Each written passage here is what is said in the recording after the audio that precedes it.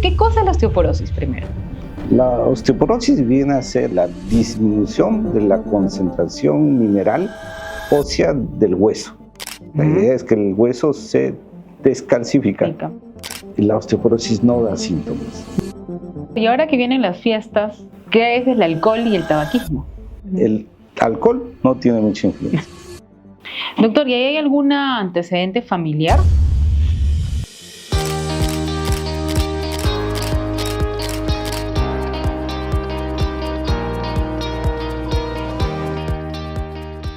¿Sabías que la fractura de columna es una de las fracturas más frecuentes en pacientes con osteoporosis? ¿Sabías que la osteoporosis no te da ningún síntoma? Y lo más importante, que tiene tratamiento. Hola, soy la doctora Milagros Quinto y esto es Cirugía 24 Horas. El día de hoy tenemos un tema muy interesante, osteoporosis y las fracturas relacionadas con ella. El día de hoy tenemos un invitado muy especial, es el doctor Luis Neira Granado. Él es traumatólogo, especialista en columna. Bienvenido, doctor, es un placer tenerlo aquí en Cirugía 24 Horas, el podcast. Doctor, por favor, cuéntenos un poco más acerca de usted. Doctora, ¿qué tal? Buen día. Sí, yo soy Luis Roberto Neira Granados, me formé como cirujano ortopédico y traumatólogo en el Hospital Guillermo Almenara, acá en Lima. Realicé una subespecialidad en cirugía de columna vertebral en el Hospital Puerta de Hierro, en Guadalajara, México, y he hecho algunas subespecialidades o fellowship en Curitiba, Brasil, y en Bogotá, Colombia también. Doctor, qué bueno. Doctor, comenzamos acerca del tema de hoy, es acerca de fracturas de columnas, que son las fracturas más frecuentes en pacientes con osteoporosis. A ver, doctor, comenzamos. Primero, para que nos pueda explicar un poquito, ¿de qué cosa es la osteoporosis primero?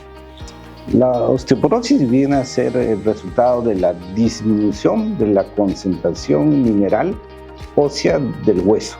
Quiere decir, el hueso se va debilitando progresivamente después de ciertas edades. Se dice que en las mujeres después de la menopausia, en los varones a partir de los 50 años ya tienen más riesgo de osteoporosis, o en algunas enfermedades muy específicas que cada paciente puede presentar. La idea es que el hueso se descalcifica y según algunas unidades estándares se dice que la osteoporosis se diagnostica con unas desviaciones estándares de menos 2.5 unidades, según la Organización Mundial de la Salud. Exacto. ¿Y esas desviaciones, en qué tipo de exámenes usted las puede ver?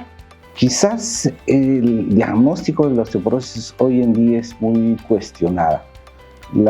El examen muy común que utilizamos es la densitometría ósea. Y muchos nos basamos absolutamente en este examen y en este resultado. Y no es así, y no debe ser así. El diagnóstico debe ser múltiple. Nos debemos valer de varios exámenes. Particularmente yo utilizo varios exámenes, en algunos casos la densidad mineral ósea por la densitometría, valoro mucho los dosajes de vitamina D y utilizo en algunos pacientes, especialmente pacientes con patología de columna, las unidades Humphrey en estudios tomográficos. Exacto. O sea, viene a ser un estudio en conjunto. O sea, un solo examen no va a ser el diagnóstico de osteoporosis. Es un estudio en conjunto, como explicaba el doctor, que son varios exámenes que se realizan para poder estar seguro exactamente de la osteoporosis que tiene el paciente. Bueno, y en el caso del doctor, que obviamente él es especialista en columna, ver acerca de las fracturas, ¿no? Doctor, ¿y qué viene a ser una fractura osteoporótica? La fractura osteoporótica, como su mismo nombre lo dice, va a ser la ruptura de un hueso o el estallido de un hueso en pacientes con diagnóstico de osteoporosis. Es por eso muy importante determinar qué paciente tiene osteoporosis y aún más importante, diagnosticar adecuadamente la osteoporosis para evitar justo las complicaciones que van a ser las fracturas. ¿Y por qué ocurre más frecuentemente en la columna? Un paciente que tiene osteoporosis, generalmente la columna, el hueso de la columna vertebral es como una caja, se podría mover, y sus paredes tienen un tipo diferente de estructura ósea, es un hueso cortical, es un hueso más duro, pero el interior, que casi es el 95%, es un hueso esponjoso. Entonces, esto se comporta como un acordeón, ¿ok? ese hueso esponjoso se debilita lo suficiente como para que la misma carga del cuerpo, la misma carga en la postura parada, comience a aplastar la vértebra. Por eso es una fractura muy peculiar, se llama fractura por colapso, por aplastamiento, por acuñamiento del cuerpo vertebral.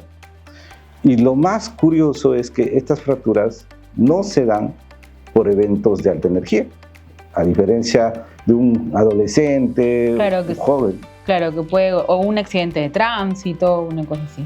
Entonces se dice que estas fracturas son de baja energía. Para que un adolescente, una persona de 20, 30 años se fracture la columna, tiene que tener un accidente de tránsito, una caída de altura, un golpe traumático muy intenso. Cuando los pacientes con osteoporosis es más que suficiente caminar, sentarse, cargar algo pesado para sentir un dolor intenso en la columna, y eso es el inicio de un proceso de fractura en esta estructura. ¿Y cuáles vienen a ser los tipos más comunes de fracturas? Actualmente ya no se clasifica como tipos, sino tenemos como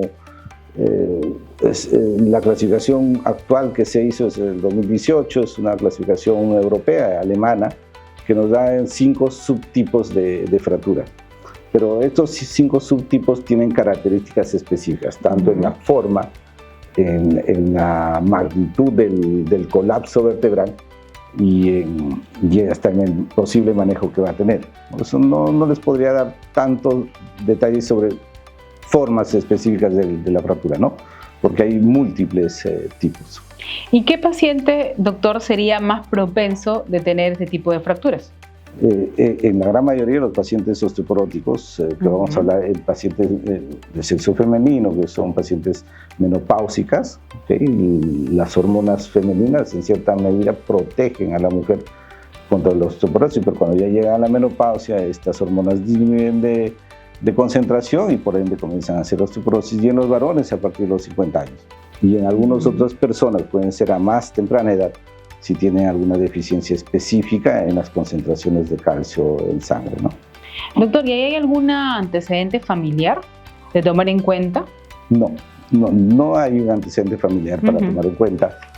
En cierta medida, la osteoporosis va a ser un proceso degenerativo por la misma edad, el envejecimiento de la persona, que va a condicionar a esta enfermedad, excepto algunos pacientes en particular, como te comento. Claro. Y doctor, por ejemplo, ¿hay algunas otras enfermedades, aparte obviamente de la osteoporosis, que me pueden contribuir a aumentar el riesgo en tener fracturas?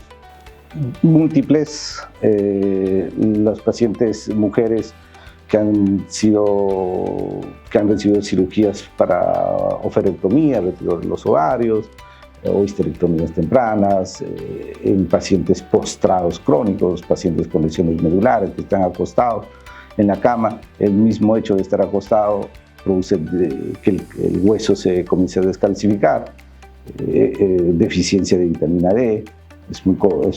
Se recomienda el consumo de vitamina D. Los pacientes que no están expuestos a la radiación solar. Entonces, hay varias enfermedades que sí que pueden ser un factor de riesgo. Un factor de riesgo adicional para la osteoporosis. ¿Y también hay algún medicamento que deberíamos tener cuidado para que este factor no sea mayor? Existen medicamentos como los corticoides, los medicamentos quimioterápicos en algunos, pero esto sí debe manejarse con mucho cuidado, ¿ya? Porque hay pacientes que necesariamente tienen que utilizar estos medicamentos, todo debe ser evaluado por su médico. Claro, es así, ¿no? Como los pacientes que tienen, por ejemplo, artritis reumatoidea. Exacto. O sea, ellos necesitan usar esta clase de medicación, pero su riesgo aumenta un poco más. Exacto, aumenta mucho ya, o les somete a un riesgo adicional para hacer osteoporosis. Doctor, y acerca de la dieta, usted mencionó acerca de la vitamina D. ¿Dónde podemos nosotros encontrar vitamina D? ¿En qué alimentos lo podemos encontrar? En realidad se puede encontrar en todos los alimentos que tienen coloraciones rojas, amarillas, anaranjadas, ¿no? Entonces, en esos alimentos podemos encontrar vitamina D. O sea, favorecería a nuestros pacientes que sepan que si usted ya tiene osteoporosis, para que este riesgo no sea mayor, tener una alimentación balanceada, rica en vitamina D, como dijo el doctor, y con los alimentos que son como la papaya, ¿no? Que tiene rica en vitamina D, que son medios naranjas, que eso es lo que nos van a ayudar bastante, ¿no? Eso es lo que pueden ellos adicionar un poquito más a que su riesgo sea un poquito menor. Y acerca del ejercicio, ¿usted recomendaría ejercicio en un paciente que tiene osteoporosis? Okay. Sí, en cuanto a la alimentación, hay que entender una cosa. El hueso y algunas otras estructuras de almacenamiento de concentración de calcio van a tener una etapa de absorción, y generalmente se va a dar de la niñez y más o menos hasta los 20 años va a haber una etapa de almacenamiento rápido, progresivo, y luego una etapa de meseta, más o menos desde los 20 años hasta la menopausia en las mujeres, ¿no? Entonces, si en estas etapas de almacenamiento no hemos tenido una alimentación adecuada o con un soporte oportuno, entonces es muy difícil que ya en los pacientes de la tercera edad asimilen en sus concentraciones adecuadas este aporte de calcio. Por eso a ellos ya se les tiene que dar un aporte adicional, los suplementos. Básicamente. Entonces sí es muy importante recibir una adecuada nutrición. Eso siempre les recomiendo que vean con una nutricionista también, para que sus hijos o los pacientes que están en desarrollo tengan un adecuado aporte de concentraciones de calcio y vitamina D en esta etapa. En cuanto a la actividad física, entendemos que el hueso como tal es una estructura mecánica, es una estructura que necesita trabajo. Y el trabajo es la única forma para que este hueso se comience a alimentar adecuadamente. Por eso el ejemplo que les pongo, una paciente de 20 años que ha tenido un accidente de tránsito o una caída y, por ejemplo, no puede movilizarse por una lesión medular, ese paciente de 20 años va a ser más rápido osteoporosis que un paciente de 50 o 60 años, porque su hueso no se moviliza, no soporta carga, no está en actividad, a diferencia de un paciente adulto. Por eso se recomienda mucho que el paciente siempre esté en actividad física. La marcha, la caminata, salir a trotar, son ejercicios indispensables para evitar o para disminuir el riesgo de osteoporosis. Doctor, y ahora que vienen las fiestas, ¿qué es el alcohol y el tabaquismo? No tienen mucha influencia. El alcohol no tiene mucha influencia. Pueden tomar. Pueden tomar esa Navidad, no se preocupen. Y también para Año Nuevo. Sí, a diferencia del tabaquismo. El tabaquismo es quizás una de las entidades que tienen mayor riesgo de complicaciones en todo el organismo en realidad, y acelera los procesos degenerativos principalmente en columna. No solo osteoporosis, sino procesos degenerativos como discopatías, procesos de hernias. El tabaquismo es muy dañino en el bienestar del paciente. Y acerca de los pacientes con obesidad o sobrepeso, ¿usted qué nos recomendaría? En realidad, soportar la misma carga del peso de las personas da trabajo al hueso, favorece al hueso, ¿ok? Pero no favorece a las articulaciones. Entonces, la recomendación siempre es que la persona tiene que estar acorde a su peso, su talla y a la edad. Deben tener un buen equilibrio en cuanto a su peso. Doctor, ¿y cuáles vienen a ser los síntomas más frecuentes cuando un paciente tiene una fractura por osteoporosis? Claro, ese es el detalle más importante. La osteoporosis no da síntomas. Muchos pacientes llegan a la consulta por dolor y tienen su resultado de la densitometría ósea en niveles de osteoporosis y piensan que la osteoporosis es lo que le está produciendo el dolor. No, eso es algo contundente. Lo que la osteoporosis te produce es riesgo de fractura. Y ya una vez que el hueso se ha roto, eso sí ya te va a generar dolor, inmovilidad, incapacidad funcional. ¿Es cierto que cuando uno tiene una fractura en la zona de la columna, por osteoporosis, puede perder altura? Claro. Por eso quizás nuestros abuelos o nuestros mismos familiares mayores los conocíamos nosotros altos, ¿no? Mi papá, por ejemplo, mide 1,70 m, actualmente ya está en mi talla.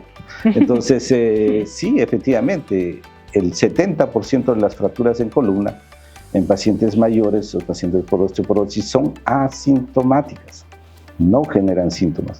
Y es una de las causas de por qué disminuimos de tamaño. Doctor, ¿qué viene a ser la cifosis y cómo se relaciona con las fracturas de columna, ¿no? La cifosis va a ser una curvatura como si tuviésemos una joroba en la columna, vista de costado. ¿Okay? Y lo que sí es importante reconocer, que ya se establece que las hipercifosis en pacientes con fracturas de columna, la fractura de columna lo que va a producir en el paciente justo es aumento de la cifosis o aumento de esta curvatura normal, se relaciona mucho con mala calidad de vida de los pacientes. Entonces ahí es donde que nosotros ya como cirujanos entramos a evaluar a estos pacientes y a darle un manejo adecuado. Doctor, usted nos mencionó que había muchos exámenes que uno debería tomar en cuenta para poder dar un diagnóstico de osteoporosis, ¿no? Pero en la zona de la columna, ¿cuál usted considera que sería el más adecuado para poder descartar una fractura de columna? Por osteoporosis, ¿no? En este Exacto, caso. sí, claro. No es mi opinión, es la evidencia científica. La densitometría ósea tiene muy poco valor predictivo para niveles de osteoporosis en columna. Entonces el estudio ideal es valorar 3 estudios en realidad. Primero, las unidades Humphrey en estudios de tomografía. Lamentablemente en Perú no lo hacen. Yo pido la tomografía en un paciente y yo mismo saco las unidades Humphrey en ese paciente, que es lo que debemos hacer casi todos los cirujanos de columna. Ahora, pero también tenemos que valorar los 2 estudios asociados, la densitometría más los niveles de vitamina D. ¿Usted te recomendaría una resonancia? La resonancia magnética lo solicito generalmente en pacientes que ya tienen fracturas de columna para diferenciar si es que una fractura de columna es antigua o una fractura de columna es nueva, reciente, ¿no? En ese caso sí nos ayuda bastante la resonancia magnética. ¿Y cómo uno puede evaluar la gravedad de una fractura? La gravedad de la fractura va a depender de varios parámetros. Uno, el dolor. ¿Okay? El dolor es quizás el indicativo principal de la evolución de nuestros pacientes. Luego, la forma de la fractura. Y lo tercero, dónde o en qué parte de la columna está localizada la fractura. ¿Okay?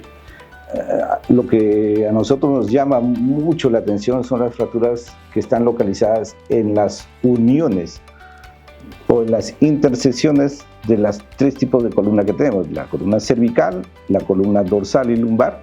Entonces esas nos llaman mucho la atención y esas son las que quizás requieren un manejo más pronto, porque si no nos van a condicionar a tener un paciente con deformidad y con dolor crónico. Doctor, ¿y las infecciones pueden confundirse con una fractura?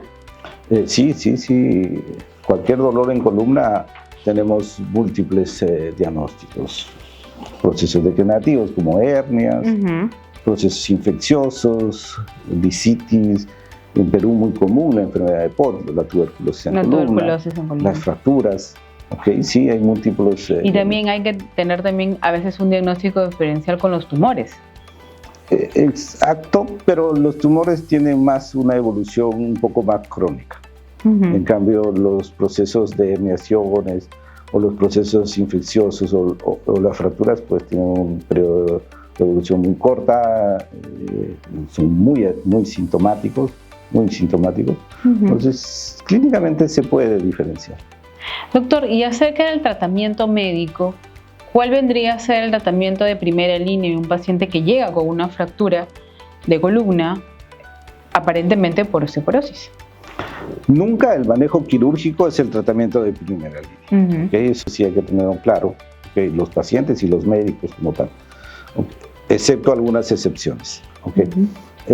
Primero siempre tenemos que optar por el manejo médico, como comentábamos, principalmente manejo del dolor en estos pacientes y manejo de la osteoporosis como tal. Siempre ver cómo evoluciona el dolor. Si el dolor va disminuyendo, la deformidad o la fractura no está generando deformidades adicionales en la columna, puede continuar con el manejo médico. De lo contrario, tenemos que ya virar al manejo quirúrgico. ¿Y acerca de la terapia física, usted la recomendaría? La terapia física está asociada al manejo médico, tanto al manejo analgésico como manejo de terapia física. ¿Y en qué casos ya no se puede hacer más con el tratamiento médico y hay que pensar en un tratamiento quirúrgico? Ok, yo generalmente valoro ciertos parámetros. Ok, si un paciente ya tiene una deformidad adquirida por la fractura o tiene mucho riesgo de que la columna se le vaya a deformar, si en 2 semanas de tratamiento médico el dolor es igual o más intenso con adecuado tratamiento médico, y si el paciente cada vez está más postrado, la mejor recomendación es el manejo quirúrgico. ¿Okay?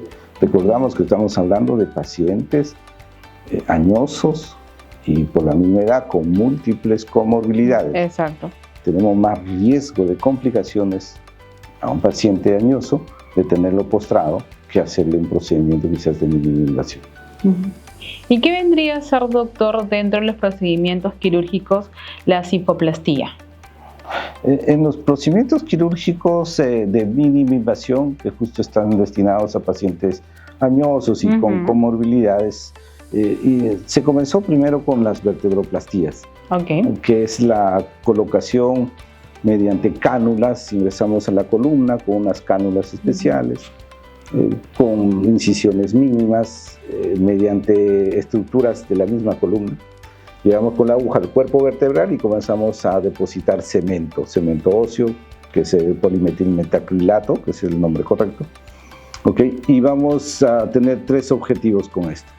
1, calmar el dolor en el paciente, volverlo a la actividad. 2, corregir la deformidad que está generando la fractura. Y 3, evitar mayor colapso de la vértebra.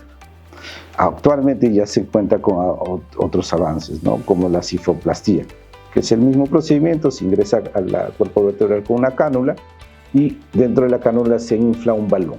Es como un globito que nos ayuda a recuperar aún más el tamaño de la vértebra. Actualmente hay otro más moderno que es la estentoplastía, que se ingresa también igual con aguja.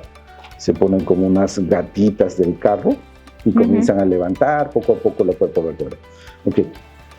Cada uno de esos procedimientos tiene su indicación. No todos los pacientes son candidatos a la vertebroplastía, no todos son candidatos a la cifoplastía, y mucho menos no todos son candidatos a la estentoplastía. Y en el caso de la cifoplastía, que es el balón, ¿tiene un tiempo de duración eso?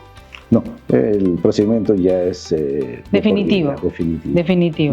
¿Y usted ha notado mejorías después de estos procedimientos quirúrgicos?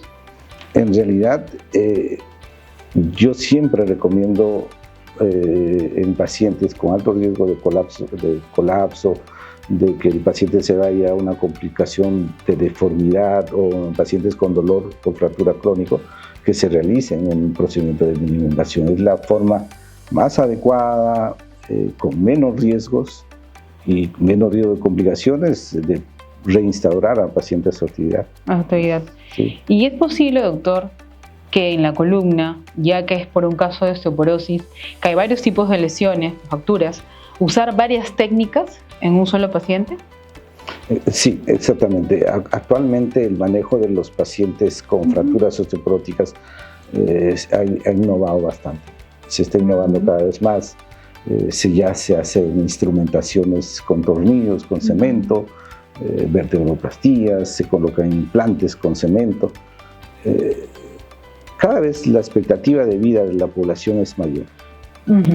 Pacientes actualmente de 70 años están trabajando activamente, tienen empresas, tienen que ocuparse de sus actividades. Entonces, esos pacientes tienen la necesidad de reinstaurarse a su actividad productiva lo antes posible. Sí, es cierto. Y estos procedimientos de mínima invasión nos ayudan ahí. Perfecto.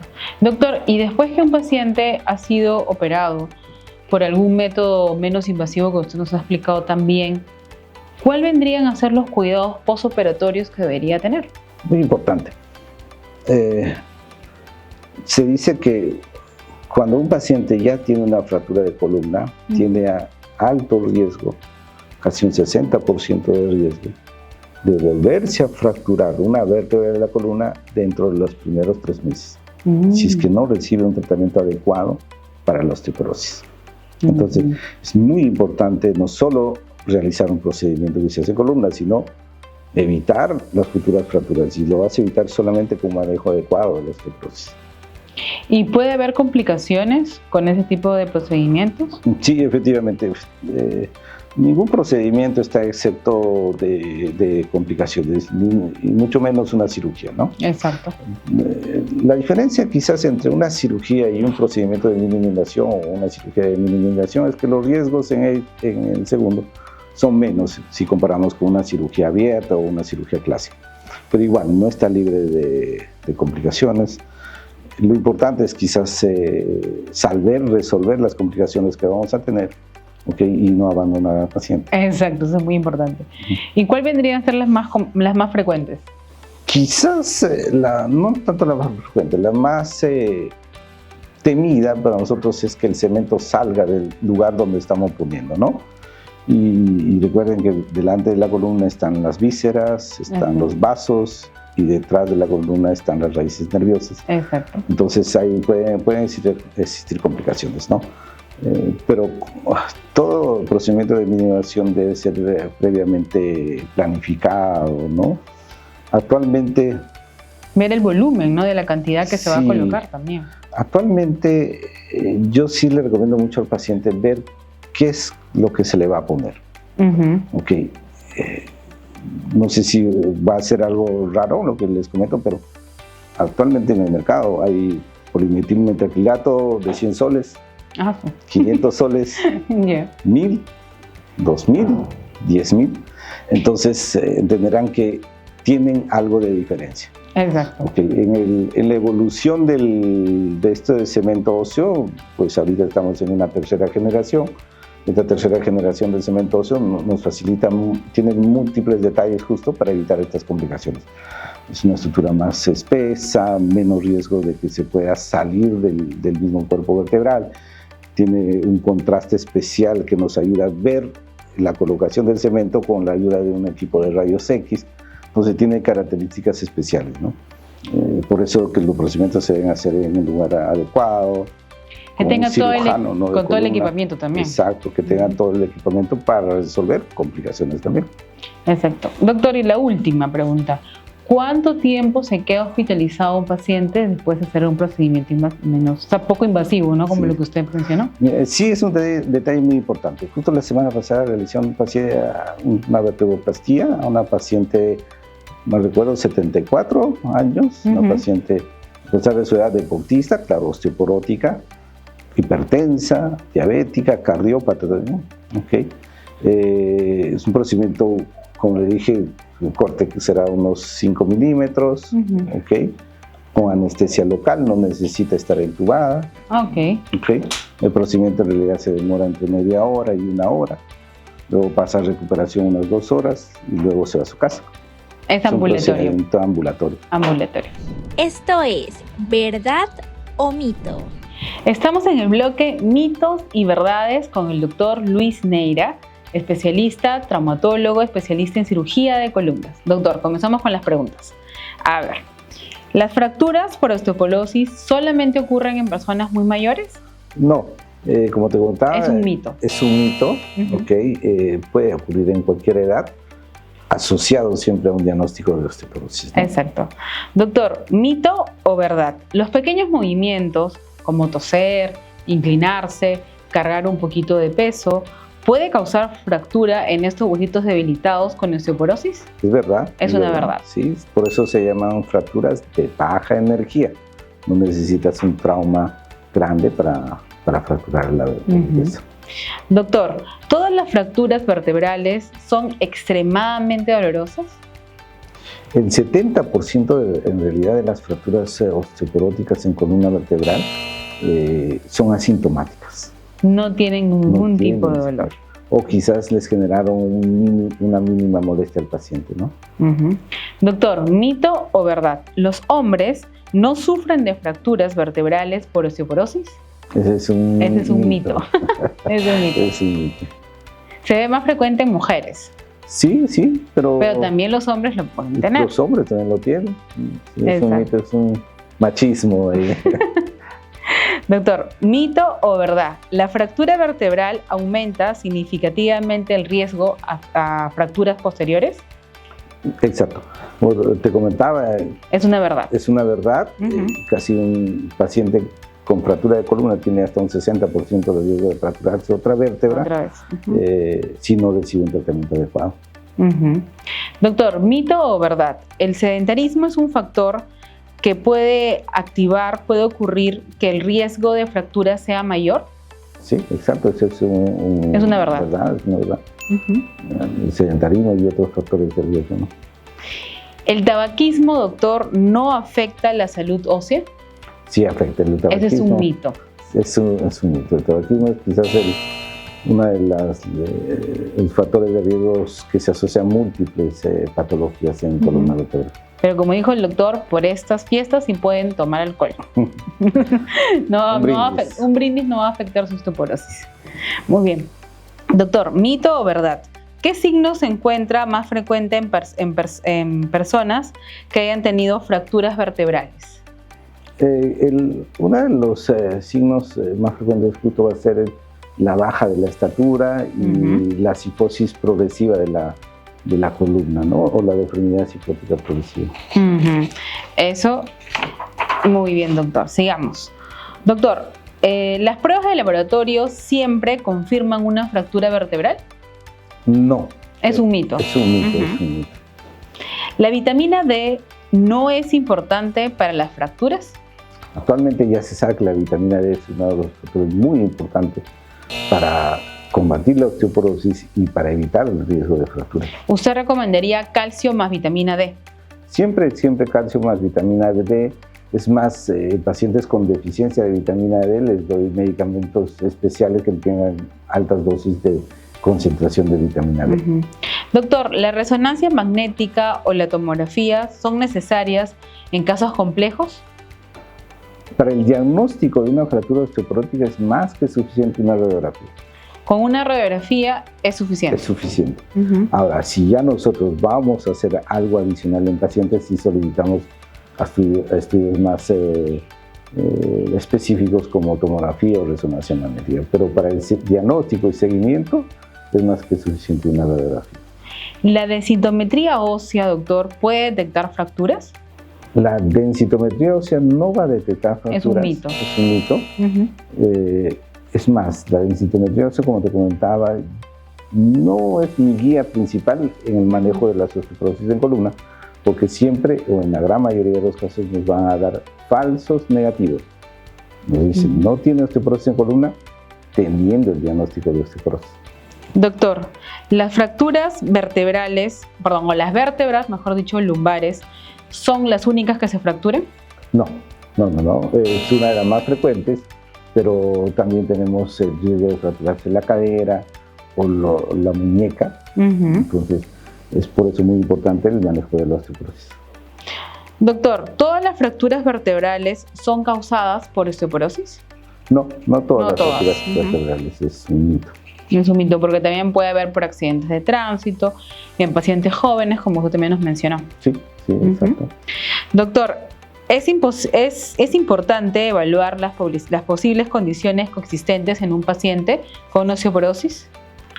Sí. Es, enfermedades adicionales, ¿no? Porque generalmente importante. Son pacientes ancianos, ¿no? Es muy importante valorarlo tanto para indicar un procedimiento o para contraindicar un procedimiento. ¿Okay? Entonces hay que valorar mucho los riesgos en nuestros pacientes o también valorar los riesgos de no hacer un procedimiento.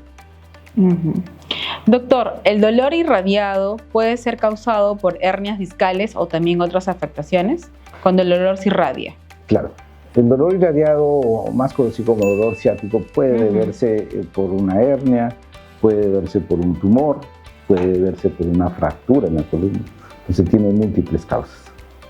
Doctor, ¿los analgésicos son suficientes para poder tratar las fracturas vertebrales? No.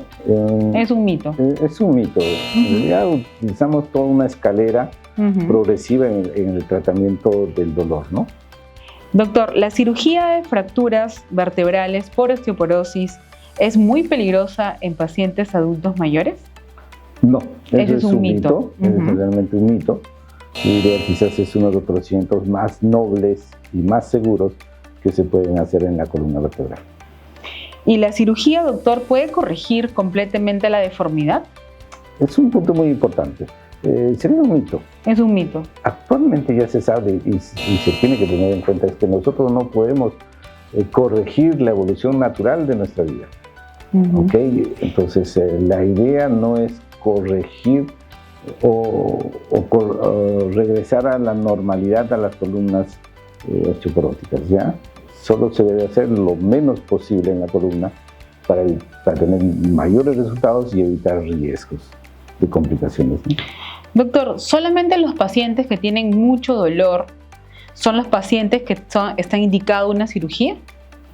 Hay varios factores. Uno es el dolor, dos es las comorbilidades del paciente, tres es el riesgo de deformidad progresiva de la columna, ¿no? No solamente es el dolor. No solo el dolor.